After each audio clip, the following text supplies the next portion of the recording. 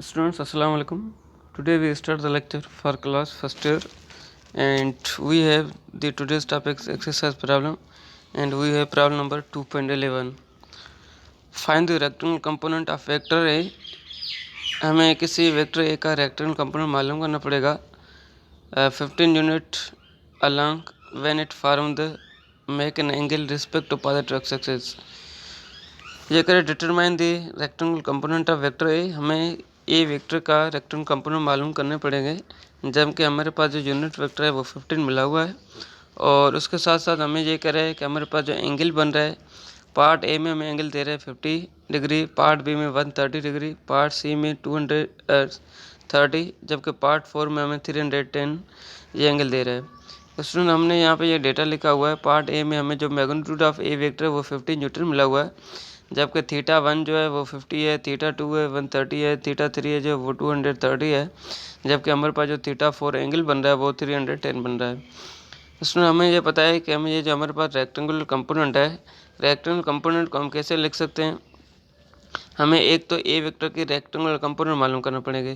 ए vector के rectangular component का मतलब ये है कि हमारे पास जो ए वेक्टर है इसको हमने जो दो कंपोनेंट में रिजॉल्व किया था। कौन से दो कंपोनेंट पर रिजॉल्व किया था? एक तो हमारे पास ए एक्स है, दूसरा हमारे पास ए वाई। इसका मतलब है हमें ए वेक्टर की rectangular component along x axis भी मालूम करना पड़ेगा, और जो दूसरा हमारे पास ए वेक्टर की जो रेक्टेंगल बन रहा है अलॉन्ग वाई एक्सिस, ये हमें दोनों मालूम करना पड़ेगा। फिर जहाँ पे हमारे पास ए एक्स लिखा हुआ है उसकी जगह पे हमने क्वेश्चन मार्क दे दिया, जिसकी जगह पे ए वाई लिखा हुआ है उसकी जगह पे हमने क्वेश्चन मार्क दे दिया। ये इसलिए दिया क्योंकि हमें ये दो कंपोनेंट मालूम करना पड़ेगा। हमें ये सॉल्यूशन हमें यहाँ पे लिखा हुआ है ए एक्स, किसका हमें ये पता है ए एक्स बराबर होता है ए कास थीटा के। हमारे पास यहाँ पे ए एक्स सेम है, जिसकी जगह पे ए था उसकी जगह पे हमने 15 लिख लिया, और कास सेम है जिसकी जगह पे थीटा इसकी जगह पे हमने यहाँ पे 50 लिख लिया। हमारे पास ये ए एक्स सेम है, यहाँ पे 15 सेम है, कास कास 50 डिग्री बराबर होता है 0.6228 के बराबर होता है। अगर हम 15 को 0.6228 से मल्टीप्लाई करेंगे हमें ए एक्स बराबर आंसर आएगा 9.64 यूनिट आ जाएगा। स्टूडेंट, इसके तरीके इस मेथड से हम ए वाई कंपोनेंट भी मालूम करेंगे। A Y which is equal A sine theta के बराबर हो जाएगा। ए की जगह पे हम 15 पुट करेंगे, साइन सेम है जिसकी जगह पे थीटा है वहाँ पे हमारे पास 50 डिग्री आ जाएगा। इसकी जगह अगर हम देखेंगे साइन 50 डिग्री जो 0.766 के बराबर है, अगर हम 15 को 0.766 से मल्टीप्लाई करेंगे हमें जो आंसर आएगा वो 11.49 यूनिट आएगा। इसका मतलब ये है कि हमें जो ए एक्स का जो आंसर आया वो 9.64 आया, जबकि हमारे पास जो ए वाई का आंसर आया वो आया हमें 11.49 यूनिट आया। इस तरह से हमारे पास जो पार्ट बी में सेम तरह मेथड चलेगा। ए एक्स ए कास थीटा, ए एक्स यहाँ पे सेम है जिसकी जगह पे ए है उसकी जगह पे हमने 15 लिखे, कास सेम है जिसकी जगह पे थीटा है इसकी जगह पे हमें जो एंगल नंबर 2 सिलेक्ट करना पड़ेगा, कौन सा 130। ए एक्स हमारे पास यहाँ पे सेम है 15 मल्टीपल पे हमें ये पता है कास 130 जो बराबर है माइनस 0.6428 के बराबर है। अगर हम 15 को माइनस 0.6428 से मल्टीप्लाई करेंगे हमें ए एक्स का जो आंसर आएगा वो माइनस 9.64 यूनिट आ जाएगा। इस तरह से हमारे पास ए वाई जो बराबर है ए साइन थीटा के बराबर है। ए की जगह 15 आ जाएगा, साइन यहाँ पे सेम है जिसकी जगह पे थीटा है वहाँ पे 130 हो जाएगा। हमारे पास ये ए वाई सेम है, हम क्या करेंगे 15 मल्टीप्लाई बाय 0.766 हो जाएगा, आपका जो बन जाएगा ए वाई बचेगा 11.49 यूनिट के बराबर हो जाएगा। इस तरह से हमें जो है यहाँ पे ए एक्स जो कितना आंसर आया, ए एक्स का मिला माइनस 9.64 मिला, जबकि हमारे पास जो ए वाई का आंसर आया वो 11.49 यूनिट मिला। सो हमारे पास सेम मेथड चलेगा। अगर हम सिमिलरली हमारे पास अगर एंगल चेंज हो जाएगा फिर हमारे पास ए एक्स ए कास थीटा सेम हो जाएगा। ए एक्स यहाँ पे सेम है, जिसकी जगह पे ए है उसकी जगह में 15 लिखेंगे, कास यहाँ पे सेम है, और यहाँ पे थीटा की जगह पे हम यहाँ पे 233 थीटा लिखेंगे। हमारे पास ये 15 सेम है, हमें जो पता है कास 230 जो हमारे पास बराबर होता है माइनस 0.6428 के बराबर होता है। अगर हम 15 को माइनस 0.6428 से मल्टीप्लाई करेंगे हमें जो आंसर मिलेगा ए एक्स हो चुका 9.64 यूनिट के बराबर हो जाएगा। इस तरीके से हमें जो ए वाई जो बराबर हुआ है ये ए साइन थीटा के बराबर है, ये बराबर हो जाएगा ए वाई बचे 15 मल्टीप्लाई बाय साइन 230।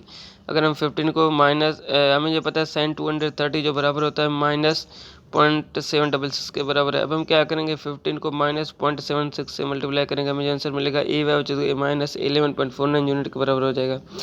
सिमिलरली हमारे पास जो ए वाई जो बराबर है ए एक्स का हमें जो आंसर आया माइनस 9.64 का यूनिट है, जबकि हमारे पास जो ए वाई का आंसर आया वो माइनस 11.49 यूनिट आया। सेम मेथड से हमारे पास जो पार्ट नंबर 4 है, हमें पार्ट नंबर 4 में ये बता रहा है कि हमें यहाँ पे भी ई एक्स और ए वाई मालूम करना पड़ेगा। हमें ये पता है ई एक्स बराबर होता है ए कास थीटा के, जिसकी जगह ई एक्स है वहाँ पे सेम है, जिसकी जगह पे ई है वहाँ पे 15 लिख लिया। कास यहाँ पे थीटा की जगह पे हम जो है 310 सेलेक्ट करेंगे, क्योंकि हमें जो एंगल मिले हुए हैं 4 एंगल मिले हुए हैं।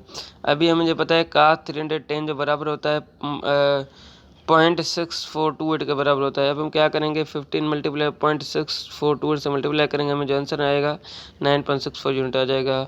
इस तरह से हमें ए वाई जो बराबर होता है ए साइन थीटा के बराबर होता है, जिसकी जगह ए है वहाँ पे 15 है। साइन 310 जो बराबर होता है -0.766 के बराबर है। इसकी तरह हम 15 को -0.766 से मल्टीप्लाई करेंगे, हमें जो ए वाई का आंसर आएगा वो -11.49 आएगा।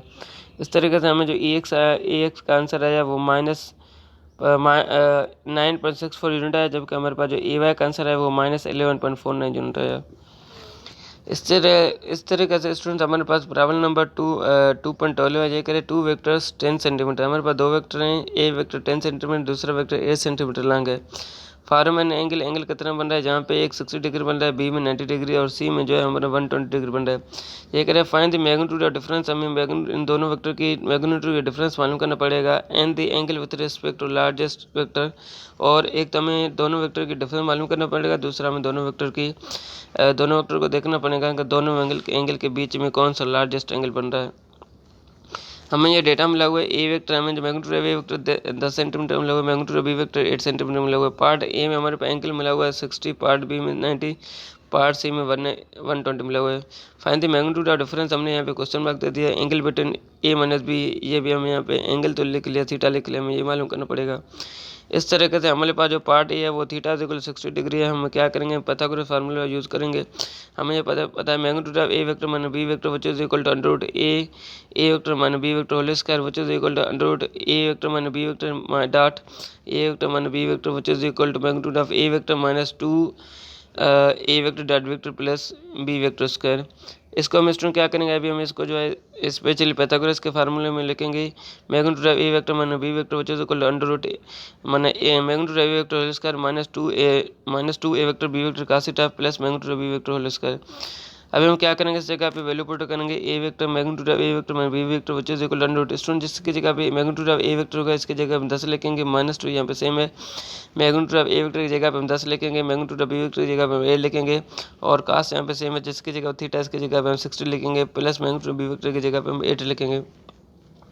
स्टूडेंट्स अगर हम इसको सॉल्यूशन करने की कोशिश करेंगे, हमें जो आंसर आएगा difference of magnitude of A vector में बी वेक्टर का जो आंसर आएगा वो 9.165 सेंटीमीटर आंसर आएगा। इस तरीके से हमारे पास पार्ट बी है, angle between A vector minus B vector can be found by. इसको हमारे कौन सा है, ये हमारे पास इक्वेशन है student, theta is equal to cos magnitude of A vector minus magnitude of A magnitude of B cos theta divided by magnitude of A vector minus B vector. Student हमें इस इक्वेशन में value put करना पड़ेगा। हमारे पास यहाँ पे theta तो same है, कास इनवर्स भी सेम है, जिसकी जगह पे मैग्नीट्यूड ऑफ ए वेक्टर उसकी जगह पे हमने 10 और उसका लिख लिया, माइनस यहाँ पे सेम है। मैग्नीट्यूड ऑफ ए वेक्टर की जगह पे 10, मैग्नीट्यूड ऑफ बी वेक्टर की जगह पे 8, कास यहाँ पे सेम है, और कास थीटा की जगह पे 60 लिखेंगे। नीचे से हमारे मैग्नीट्यूड ऑफ ए वेक्टर 10 मिला हुआ है, जबकि magnitude of A vector minus B vector हमें जो आंसर आया वो 9.165 है। ये इन दोनों को मल्टीप्लाई कर लेंगे। स्टूडेंट्स इसको अगर हम सॉल्यूशन करने की कोशिश करेंगे, हमें जो आंसर आएगा वो theta is equal to 49.1 degree आएगा आंसर। इस तरह से हमारे पास जो पार्ट बी मिला हुआ है वो theta is equal to 90 degree मिला हुआ है। हमें जो पता है students, A magnitude of means में difference of A vector minus B vector किसके बराबर है, magnitude of A square minus 2 A B minus 2 magnitude of A vector magnitude of B vector का theta plus magnitude of B vector whole square. Student इसकी जगह हम value put करेंगे, जिसकी जगह मैग्नीट्यूड ऑफ ए वेक्टर उसकी जगह 10 लिखेंगे, -2 यहाँ पे सेम है, ए की जगह 10 आ जाएगा, बी की जगह पे 8 आ जाएगा, कास यहाँ पे सेम है, थीटा की जगह में यहाँ पे 90 डिग्री लिखेंगे, और बी की जगह हमने 8 लिख लिया। स्टूडेंट इसको अगर हम सॉल्यूशन करने की कोशिश करेंगे, हमें जो magnitude difference of A vector minus B vector जो आंसर आएगा वो 12.806 सेंटीमीटर आएगा। इस तरह से स्टूडेंट्स हमें यहाँ पे ये एंगल भी सेम मालूम करना पड़ेगा, सेम एंगल वाला इक्वेशन यूज़ करना पड़ेगा। Means theta which is cos inverse magnitude of A vector minus magnitude of A vector B vector cos upon magnitude of A vector magnitude of A vector minus B vector difference आ जाएगा। Students हमारे पास जहाँ पे ये theta यहाँ पे same है, कास inverse यहाँ पे सेम है। जिसकी जगह मैग्नीट्यूड ऑफ ए वेक्टर उसकी जगह हमने 10 लिख लिया, और उसका लिख लिया माइनस यहाँ पे मैग्नीट्यूड ऑफ ए वेक्टर की जगह पे 10, मैग्नीट्यूड ऑफ बी वेक्टर की जगह पे 8, और कास यहाँ पे सेम है, जिसकी जगह थीटा है उसकी जगह हमने यहाँ पे 90 डिग्री लिख लिया। नीचे हमारे पास जिसकी जगह पे ए मैग्नीट्यूड ऑफ ए वेक्टर उसकी जगह हम 10 लिख लिया, और हमारे पास जो मैग्नीट्यूड ऑफ ए वेक्टर में बी वेक्टर डिफरेंस है ए वेक्टर में बी वेक्टर इसकी जगह हमने 12.806 लिख लिया, क्योंकि जी हमने आंसर जो ऊपर से कैलकुलेट किया है। स्टूडेंट इस तरीके से हमें ये कास इनवर्स यहाँ पे सेम है, 10 का स्क्वायर करेंगे 100 आएगा, 8 को 10 के साथ मल्टीप्लाई करेंगे हमें 80 आएगा, जबकि हमें पता है कास 90 डिग्री 0 के बराबर है। 10 को 12.806 से मल्टीप्लाई करेंगे हमें जो आंसर आएगा 128.06 आएगा।